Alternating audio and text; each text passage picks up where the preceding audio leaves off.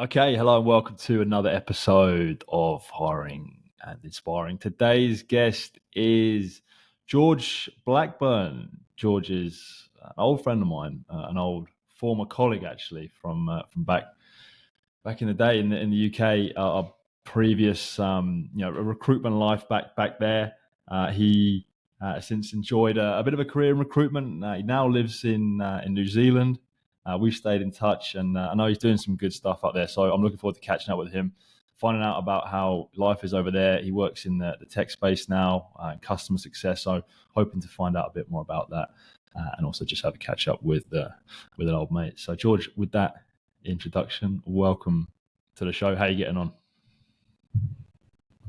For those kind of words, and yeah, it's funny reflecting on the fact that it's what was it, 8 years or something since we'd worked together. So it's nice to be on and have a catch up, mate. But all good. The comments about the mustache will come through thick and fast at some stage, I'm sure. So thicker than the mustache anyway. So there you go. But yeah, all good. Thank you, mate. How are you? Nice. Yeah. All good this end as well. I think it was about just over a year or so. We managed to catch up randomly in Sydney, didn't we? That's right. Yeah. Which, Off the back of a wedding, very sunburnt, catching you in your in your natural habitat, I think. I forgot about that. Yeah. No, it was good. Nice to see you, and still trying to convince you to make a visit over to New Zealand. Have you been over there? Yeah, I have. I went maybe 4 or 5 years ago now. Yeah, I loved it. I just haven't managed to get around to it, come back. So no business opportunities out there for you, mate. From what I hear, it's a bit of a slower market. So definitely, I think my brother used to be in recruitment in this side of the world as well. So I think it's a little bit of a different space, right? But yeah, no, good to catch up with you, mate. Sure, for sure, mate. And I introduced you there, as a customer success manager in the world of tech. I'm keen to sort of get stuck into your current role, find out a bit more about how it's all going. You've been sort of coming up a couple of years now. Just sort of generally, broadly speaking, how's it all been going? Yeah, really well, mate. Yeah, so just over 18 months, I think, in the role now, coming up to 2 years in June, I think it was. So just over 2 years in New Zealand, full stop, and then joined ecoPortal sort of 6 months into that. So yeah, I'm in a customer success manager role, as you say now. So working in the sort of services team over at ecoPortal, and no, it's been a nice challenge to shift into a different environment over here. I worked previously in the tech space back in London as well, for a learning and development management system, whereas ecoPortal's more in the health and safety space over here. So it's kind of been it's been a challenge, a shift, and the role has been slightly different as well. So it's kind of nice to branch into different areas within that tech space as well. So it's definitely been an interesting couple of years in terms of learning more about the industry. There's obviously so much that is transferable from my previous role, but just the industry as a whole and the technology itself is very different. So that has been one of the big challenges over the last sort of 18 months or so. And day to day, how would you sort of describe, if there was a sort of typical day in the role, what actually are you doing? Yeah, so customer success is it's, I guess, similar to account management in some respects, but it's more on the sort of enhancement and engagement with clients, and ensuring that they're getting the most out of our platform and out of our system, essentially. So so customer success is that hybrid, and it's ultimately kind of essentially a relationship, and building that relationship with the client to ensure that they're seeing value from the product as best possible. And obviously that, long game is continuous renewal and ARR and that sort of thing. But, if upsells and whatnot come in with that as well, it's obviously a nice approach that we do take. So it's day to day, we are looking after that client relationship from in its fullest spectrum, essentially. So we're sort of the conduit with the client between us and our team. So whether that be working with the project team on implementing new features and new products, or implementing a new client, through to sales and account management. So working with account managers on those upsell opportunities and kind of nurturing those through the process, working with the tech team in terms of new features rollout and kind of the liaison between the client and the feedback that we get from those and where we can kind of help shape the product a little bit. As we don't have that much influence on that, but we're kind of the voice of the client in that respect. So it's really varied and just lots of interaction essentially, which is something that I really value within the role, is the ability to work day to day with these clients and kind of really get to know them, really become part of their an extended part of their team to a degree, is kind of what we're trying to achieve. So what kind of clients are you dealing with? Like what type of industry or spaces are you playing? So as a business ourselves, we are focused in retail, transport. We've got a lot in governing bodies as well. So we will work with all of those sort of clients in terms of their health and safety management, essentially. So we'd work with health and safety teams across the board there. We're branching out, so we're very New Zealand heavy at the moment. We've grown from a startup essentially in New Zealand from sort of university grads who started up the organisation through to now with 80 staff and sort of branching out into Australia and further afield. So it's really grown, and I think in the last year or so it's grown quite quickly. In particular, when I started, I think we had just over 50 people, and we're up to about 80 or so now. So, it's been a big growth. But yeah, retail and transport are kind of the main areas that we would work in, but hoping to continue to diversify that as well. And it sounds like no 2 days are the same, but you're constantly dealing with different clients and different people, different stakeholders. Yeah. And I'm sure as with people, priorities change and things happen unexpectedly, and that just means that it's a constant shift. So,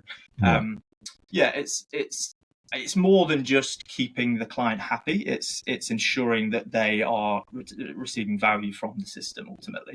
And so, whether that be a problem that they have with the tech itself, whether it's a bug or an issue that's gone wrong, through to new projects that they're trying to implement across their systems, their processes. We try to be that trusted advisor essentially, and be the go-to person to sort of liaise with. So day to day it'll be regular calls.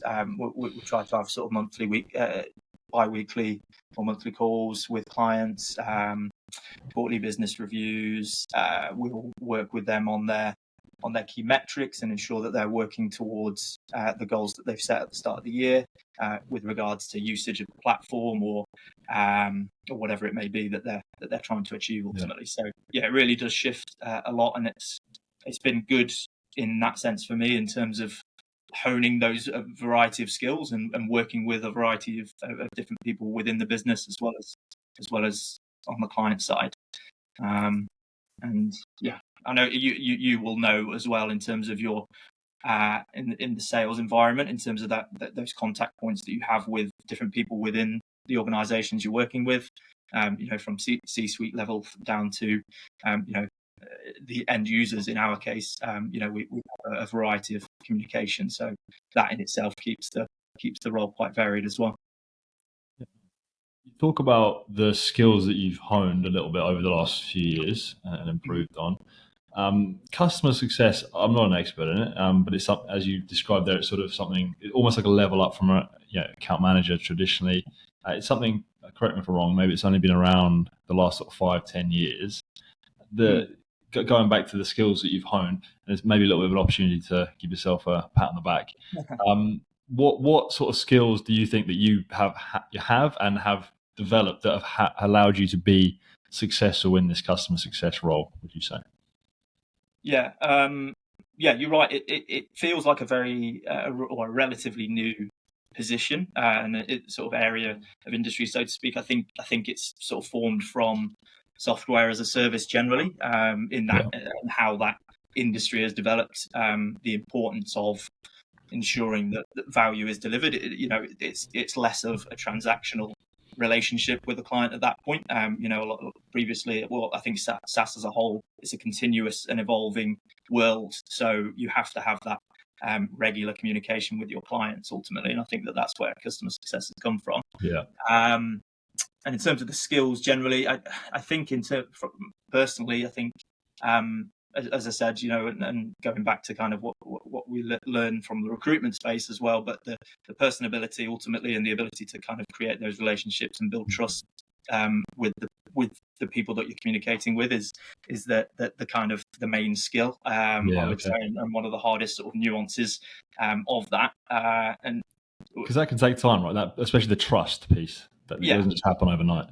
No, and especially when you're sort of new into the industry, and they know that you're new into the industry, you've got to prove that you can add value in different ways at that point. So, when I first started, I was in no way an expert around health and safety, so my focus was delivering value on the tech side and understanding the tech as quickly as I could. So then I could add value in that space more so, and then as I over the year or so that I've been here, obviously learned a fair bit more about the health and safety industry to be able to then sort of become that trusted advisor. But I think they look to trust you in your niche at that point initially, in the tech space, and that's what they come to you for. So that's what I felt that was the area to target in the initial instance.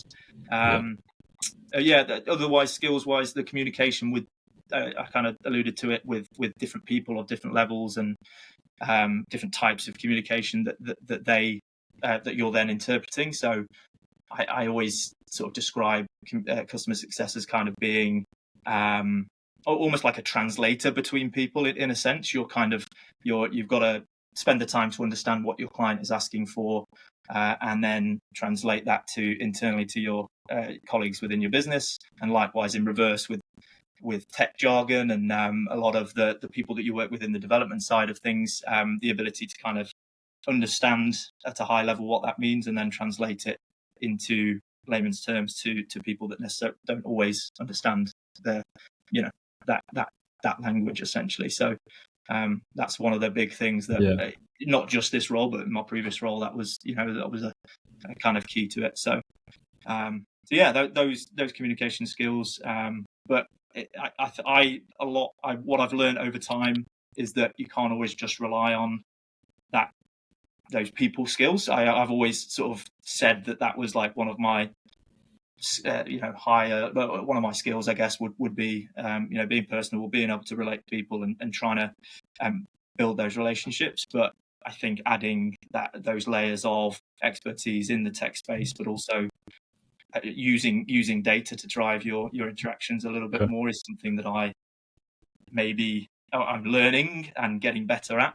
There's still a way to go for me in that industry, in that sense. But yeah, I think kind of honing those skills and understanding the importance of that element of customer success has been something that I've learned. I was going to ask, some of the main challenges you faced or people tend to face if they do step into a customer success role. What would you say there would be? Very good question. I think one of the biggest challenges is setting expectations and kind of delivering on what you say you're going to do. I think one of my one of the people have an interpretation of what they believe the product should do and believe what they should be getting from you as a business, and obviously my job is to deliver value to that. And so I think one of sometimes the challenge is kind of setting expectations and then over delivering on them is what I would try and do, rather than sometimes I think things can be overhyped and oversold, maybe not oversold, but sometimes you're managing those expectations on both sides of the spectrum and kind of working your way through, because as I say, you're constantly liaising and working with your team internally, and managing their timelines, their expectations from the client, and then vice versa with the client, understanding what they need and how we can deliver that. So I think that's one of the big challenges. But yeah, I think the other element is kind of making sure that you're having an influence where you can. I think sometimes ensuring that clients see the value that you do provide. I think some people have a perception of it as being like a customer service role, or Yeah, you're there to kind of just answer the phone and say, yes, we'll fix it, and that's the end. I think one of the biggest challenges and the biggest goals of being a customer success manager is to ensure that you demonstrate the value that you're there to provide, and that comes from the proactivity in terms of communicating where you identify as being opportunities for that client, and yeah, as I say, building that trust initially to then become the trusted advisor who they're not just coming to give you problems essentially, but you're there to kind of work with them on solutions. yeah, gotcha. Mate, talk to me about your own sort of journey, about how you got into it, and also how you ended up moving to the other side of the world, to live in New Zealand and work in New Zealand, and from what it sounds like, building a bit of a life over there. Talk to me about that It's sort a of journey. long way away, mate. I tell you, the flight's not short. But no, so I got into sort of customer success and account management in my previous role when I moved to Windsor, actually, and lived down there for a couple of years, and then met my partner Georgie, who was living in London at the time. So she is a Kiwi, and we met through friends down there. Had sort of 2.5 years through COVID, actually. So we survived the COVID challenge, and then after a sort of couple of years in London, she got itchy feet and wanted to move home for a little while. So she twisted my arm, and we moved over, which was coming up to 2 years now. So 2 years we've been here. We did the hotel quarantine when we came over. Living in a hotel for 2 weeks or whatever it was, which was an interesting experience. And then initially when we got over here, I was working remotely for my company back in the UK. So I sort of was working unusual hours, a little bit isolated, and obviously settling into a new country can be challenging. So I felt at that time it was good to kind of look for opportunities over here, and not only use that to enhance career wise, but socially, and settle into the day-to-day life in New Zealand. So after 6 months or so, found ecoPortal, and I've been there ever since, really. But yeah, it's I can't believe it's been 2 years, to be honest with you. It's absolutely flown by. So how long have you been in Australia? How Mate, long? I'm coming up 7 years No way. this year, That which is which is mad, to be honest. Like, it's just part of the furniture now, aren't you? I can't not getting rid of me anytime. You've Yeah. not got rid of the accent anytime soon, have you, Yeah, as well, I well? mean, some people say I don't know. Some people I say I wouldn't do. say Some so. people say I don't. I don't know. Talk to me about life in New Zealand. Like, what's it like? Comparisons to the UK. How do you find it? It's really funny. There's lots of similarities, and there's so much that's different. And it's in some ways hard to quantify. I think just the like the population size is the biggest difference, right? Yeah. Okay. Coming and spending a couple of years down in London, and the hustle and bustle, and 8 million people and whatever it is down there, Yeah. and you move to New Zealand and it's 4.5 million in the entire country. So just like the pace of life is so different, and the sort of the outlook on life that they have here is way more laid back, and Yeah. there's much more of that work-life balance that people talk about. A lot of people sort of finish work around 4 p.m. and get down to the beach and out to play sport and out for hikes and doing the outdoorsy Does that life. suit you? Or? It does, yeah. I think I have. I don't know. When I was living in London, it's great fun, and it's kind of constant on the go. There's always something happening. Yeah. You're always out for drinks. You're always traveling on the tube to meet people here, there, and everywhere. And it's kind of it's pretty relentless, and Yeah. kind of, and I did enjoy it, and I do miss some elements of that. But Sure. Yeah. I think as soon as you get here and you realise, that you have the opportunity to just kind of take a breath and kind of just enjoy some of the finer things outside of the workplace and things like that. Yeah. It's been a lot of fun. So we're having the beach. It was something that I never quite comprehended, that having the beach on your doorstep. I don't know about you, but because you were born down south, weren't you? Not far. Yeah. Oh, But definitely not on my doorstep. No, but so my partner Georgie always talked about she misses the beach, she misses the outdoor, just the fresh air, and I kind of never comprehended that because I was from slap bang in the Midlands, about as far away from the coast as you could be, and so never really thought that would be the sort of lifestyle I'd want to live necessarily. But as soon as you get here, it's kind of like, right, okay, I can see why. See what the fuss is about. Yeah. But then again, on the other hand, the quietness sometimes does. I do miss a little bit. I miss the sport back home. I miss the football, the rugby. As much as you got the rugby out here, having the Premier League and Six Nations, for example, and those sort of things. It's I feel you. I feel you on that one as well. Yeah. Mate, I want to ask you about when we sort of this is going back in time now. I've mentioned it at the start. We worked together in recruitment back in the day, and shout out Coventry, UK. For BMS, it's a funny story actually, because we're, I guess, connected in the fact that our first days was the same day, January or something, the 3rd or something, 2016. Yeah. Both 22-year-old fresh graduates starting out. No idea what the hell we were doing. Working for BMS in the UK. Obviously, you worked there for a little while, and maybe one or two other recruitment companies.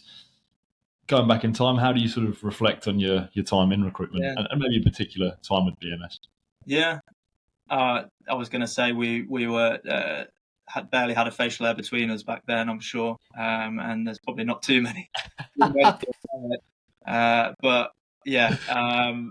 That it's scary to think that was 8 years ago, as say, sort of fresh out of uni, and I don't know, in Coventry. I think it was a bit of a random sort of journey into that role, really. I don't know about you, but I went along to one of the assessment days initially, and I think you did the same, right? And sort of just sort of fell into it, didn't we? Yeah, and kind of was looking for a sales role more so initially, and my brother had worked in recruitment, or was working in recruitment at the time.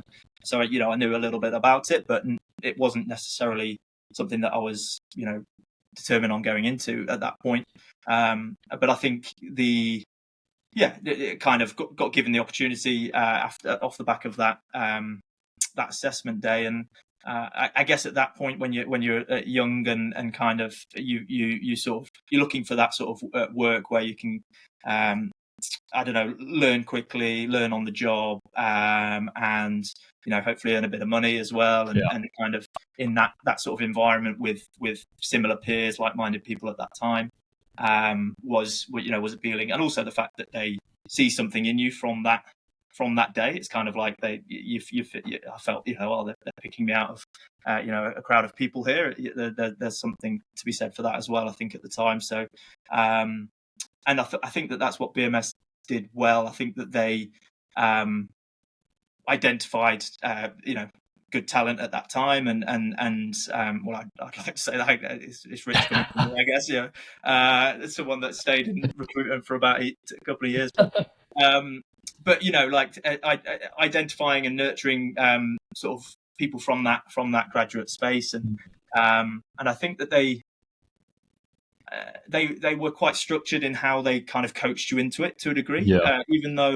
Even though a lot of it was on the job learning, I feel like you had characters in and around you that were willing to spend time to help you out. I was managed by Johnny Ahern, who you know as well, and one of the nicest blokes that you'll ever meet, but also had his head screwed on, and was willing to take time to give you advice, and I didn't know what I was doing at all back then. So to have someone like him, put his arm around you and kind of give you those tips and tricks to look out for was invaluable, really. And also, I think he showed that you can be in that environment and have a bit of fun with it as well. He's not shy of a laugh and that sort of thing. So as were others in the business as well. So in terms of that space, it was brilliant. And I think recruitment teaches you a lot. There's the sort of a lot of the classic kind of the resilience elements and the the ability to take rejection and sort of just plug away. I think is something that you learn early on, but also just as the ability to kind of ask the right questions and dig into information that you need or you want to get to further a conversation with someone, whether that be a client or a candidate. And I think one thing at that point that I quickly learned was about kind of different drivers of people. And I think maybe there's a wide variety of different people in recruitment. You've met all sorts of people at that time, not only the candidates that you're interviewing, but people that you're working with, and you kind of start to learn a little bit about what drives individuals, whether that be gratification from hitting your sales target and getting your bonus, or just sort of the validation of approval from your boss, or whatever it may be. There's lots of different drivers that people have, and I think that is something that you see and can observe quite readily in recruitment. So that's something that I certainly learned, and I think it's applied to various roles that I've had since. But yeah, BMS, it was great fun. I was only there for a short time, but you've are you still there? I don't quite. Right, yeah, I still. Well, we've changed names now. I was going to say that's right. Sorry, yeah. That was what I was getting at, because I thought you was So you changed names around, but yeah, we're still BMS. I'm still. I still feel loyal to it in a way. No, mate, you're absolutely spot on with all of that. I completely agree with everything, really. I look back at, even though bulk of my recruitment experience, 90% of it is out here now, but I still look back at those times, in the BMS Coventry office. Like, I didn't realize it at the time, but looking back, I learned so much just from being in that environment, just learning from the people around me. And recruitment's changed a lot since then. From what I've seen, and I sort of call that old school BMS, old school recruitment. At that time in the office, just because the way things were done, and it's just some of the stuff that happened. But looking back, I actually cherish that experience, because I just messed up a lot, and I got told to fuck off and piss, whatever, and it was you just got smashed in the office, and the banner that was thrown around. I loved it. I absolutely loved it. It was part of like how I just fell in love with it, and part of why I've probably stuck around doing it so long. You must do. I mean, you're right though, in terms of like the. I think the learning off of those people around you was just a big thing there. It was constant. That it was drilled into you about being, on the phone and hitting your sort of core numbers and different things like that, which I sometimes struggled with. I was very much a quality over quantity, or had a quality over quantity perspective.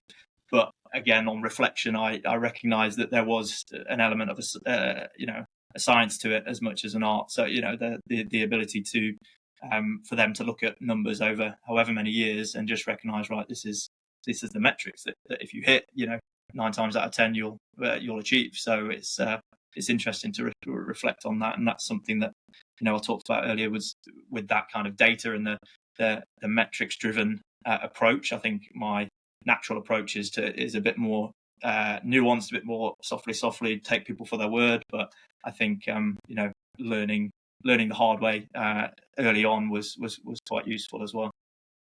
How do you think you've sort of developed since then? And we touched upon we were 22 or something. We now don't want to remind us 30 odd now. But 8 years ago, how do you think you've grown or developed? Maybe professionally, even personally, but maybe sort of professionally since then. It's a good question. I think what I said just before we were chatting about I'm not great at reflecting. I haven't been particularly great at kind of looking back at how I've changed necessarily. And I think your question probed me a little bit when I looked at that. But I think I don't know. I think I have learned. I think I've always been a bit of a people pleaser. I think that's kind of to a degree. I think I like to see. I like to see others happy and others succeed and others do well. And I think that when I was in that recruitment space and I was relating to the candidates that I was speaking to, I was kind of attached to their success. And I think that that's something, maybe that's why I've sort of ended up in the sort of roles that I have, in terms of kind of uh, the applying that approach to sort of help other people achieve.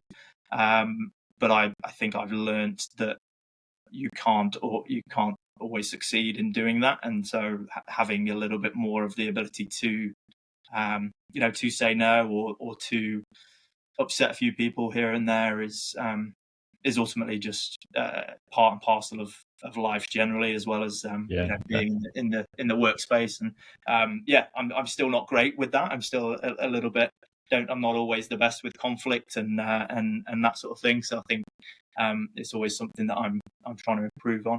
But it comes back to like the communication element I talked about as well. The being better at communicating in that space. So identifying areas where you might then upset someone or let someone down, or not deliver the result that they might want, but ultimately how you communicate that and how you then resolve that or bounce back from that is something that I think has been added to the repertoire over the years as well. So I don't know. Does that answer the question a little bit? It does. Yeah. And I like how it's still a work in progress, as you say. Something you've improved on, but not the finished article, which is 100%. very humble of you. I like it. Yeah. We've touched upon what you've been doing current in the present. We talked about the past a little bit now. What about the future? What can I expect to see from you, I don't know, in the next few years, or sort of career goals? What if we turn the attention to the future? What does that look like, do you think? I was going to say single figure handicap, but you a golf handicap, but that's a long way off, I think. But Okay. you narrowed it down to career. So I don't know, career. I think I maybe have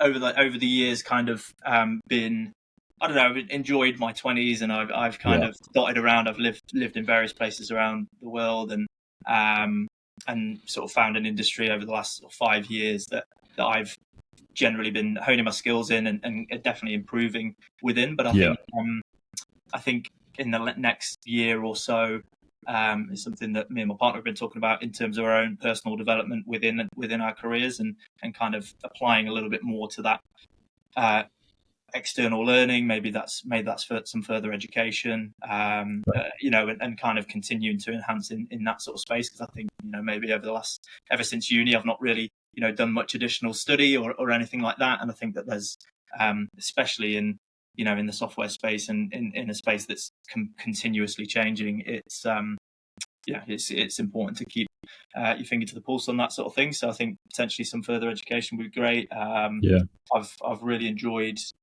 elements of like project management that have come into my role sort of more organically. I think in some respects your role is a little bit like project management continuously, and the way it's essentially just a never-ending project is how I look at it. There's not that sort of finite end necessarily, so you're always evolving and always working with the client in a project space. So I think in the next, that would be something that I'd quite like to explore further, and something that I think is really transferable within the software space as well. If I was to move into a different space further down the line, I think project management is hugely transferable. I guess long term, as I say, there's always waiting for an idea to start a business of your own. I think there's always one day, it'd be nice to be your own boss and to kind of have that flexibility and freedom, but also drive to sort of deliver on something that you yourself own, I guess. And again, within obviously the tech space, software space is very congested, but it's, as I said before, it's always evolving. So there's always opportunities that are coming in. So whether just waiting for the light bulb moment, that's all, mate. Gotta keep. All right, I'll be staying tuned. I'll need some employees at some point. Your second appearance will be as entrepreneur by the sound of things. Exactly. Second appearance on the show. We'll keep in touch, man. I like what you said about because I think this is quite common. You spend your 20s sort of dotting around a little bit, trying a few things, which I think is actually really important. A lot of people don't do enough of that, including maybe myself. I just found a role at 22 and stayed with it. But like a lot of people don't try stuff in their 20s because you don't realize quite how young you are. No. And then you've tried a bunch of things. Then you've towards maybe late 20s, you found your thing. And a lot of people, career wise, at maybe, I don't know, everyone's different, right? But in the sort of age we're at, now it's time to, like, as you say, pick a lane sort of thing and hone that skills for the next 5-10 years, because that's the real bulk of your sort of career where you can make really cash in and make hay. It sounds like you're on that's what you're thinking there. 100%. I think you are right in terms of, and you've traveled around and you've dotted around, you've moved countries, you've moved cities, so you've done a lot of exploring in that sense as well. And that was always a big driver of mine, is to kind of explore more. I think coming out of uni, I didn't 100% always know what I wanted to do and where I wanted to be, and I think that the 20s is a time to do that. So I think now that is you sort of become a lot more comfortable in your own skin, and kind of understand what drives you and what you get enjoyment from, and through doing that, you as you say, you kind of find an avenue to pursue. And I think that if I can use it now before kiddies and other things start coming along, in future, it's a good time to kind of really focus on us. And I think if we can maximize that at this point, then we'll be onto a winner, hopefully, as we go. But it's easier said than done, isn't it? So you got to actually apply that at the the approach at that point. So love it, mate. Love it. George Blackburn, thank you very much for joining me on the show today. I really enjoyed catching up with you. Plenty of nuggets in there. I really enjoyed learning a bit more about customer success and what you're doing at the moment, and also, reflecting a little bit on our prior days, back in the UK in the world of recruitment. Appreciate you coming on the show and sharing that, mate. Thank you very much. Great to stay in touch with you, and mate, all the best with everything with life out in NZ. Awesome, mate. Thanks so much for having me on, and it's good to see you. So I'll wait to host you over here for a beer when you next visit, mate. Keen as, mate. George Blackburn, thank you very much. Cheers, Joe.